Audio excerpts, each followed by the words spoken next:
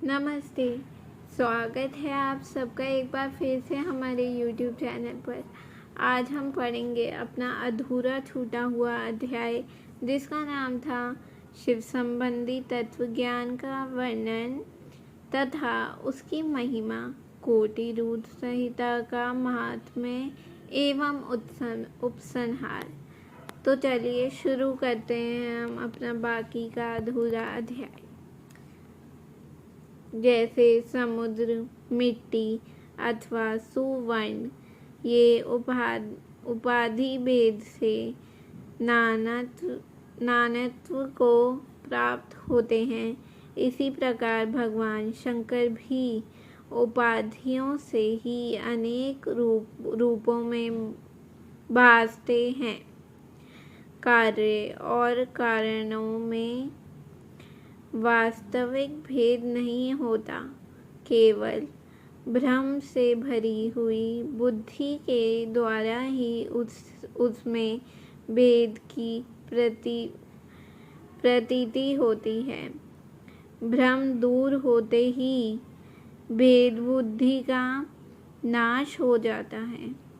जब बीज से अंकुर उत्पन्न होता है तब वह नानत्व को प्रकट करता है, फिर अंत में वह बीज रूप में ही स्थित होता है और अंकुर नष्ट हो जाता है। ज्ञानी बीज रूप में ही स्थित हैं और नाना प्रकार के विकार अंकुर रूप हैं। उन विकार स्वरूप अंकुरों की निवृत्ति हो जाने पर पुरुष फिर ज्ञानी रूप में ही स्थित होता है। इसमें अन्यथा विचार नहीं है। सब कुछ शिव है और शिव ही सब कुछ है। सॉरी।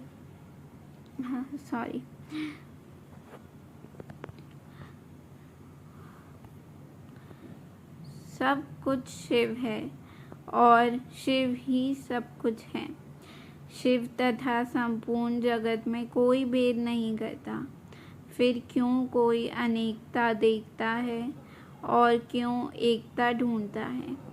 जैसे एक ही सूर्य नामक ज्योति, जल आदि उपाधियों में शिव भी हैं, जैसे आकाश सर्वत्र व्यापक होकर भी स्पर्श आदि बंधन में नहीं आता, उसी प्रकार व्यापक शिव भी कहीं नहीं बंधते। अहंकार से युक्त होने के कारण शिव का अंश जीव कहलाता है। उस अहंकार से मुक्त होने पर वह साक्षात शिव ही है, क्योंकि भोग में लिप्त होने के कारण जीव तुच्छ है और निर्लिप्त होने के कारण शिव महान है।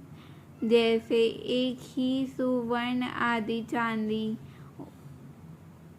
आदि से मिल जाने पर कम कीमत का हो जाता है, उसी प्रकार अहंकार युक्त जीव अपना महत्व खो बैठता है। जैसे क्षार आदि से शुद्ध किया हुआ उत्तम सुवर्ण आदि पूर्वत बहुमूल्य हो जाता है, उसी प्रकार संस्कार विशेष से शुद्ध होकर जीव भी शुद्ध हो जाता है। पहले सद्गुरुओं को पाकर भक्ति भाव से युक्त हो शिव बुद्धि से उनका पूजन और स्मरण आदि करें। गुरु में शिव बुद्धि करने से सारे पाप आदि मल शरीर से निकल जाते हैं। उस समय अज्ञान नष्ट हो जाता है और मनुष्य ज्ञानवान हो जाता है। उस अवस्था में अहंकार मुक्त निर्मल बुद्धि वाला जीव भगवान शंकर के प्रसाद से पुनः शिव रूप हो जाता है। जैसे दर्पण में अपना रूप दिखाई देता है, उसी तरह उसे सर्वत्र शंभु का साक्षात्कार होने लगता है। वही जीवन मुक्त कहलाता है। शरीर गिर जाने पर वह जीवन मुक्त ज्ञानी शिव में मिल जाता है। शरीर प्रारब्ध के अधीन है।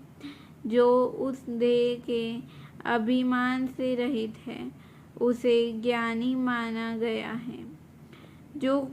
जो शुभ वस्तु को पाकर हर्ष से खिल नहीं उठता, अशुभ को पाकर क्रोध या शोक नहीं करता तथा सुख दुख आदि सभी द्वंद्वों में समभाव रखता है, वह ज्ञानवान कहलाता है। ओम नमः शिवाय। तो चलिए हम आगे का अध्याय कल पढ़ेंगे। शुक्रिया, धन्यवाद। नमस्ते।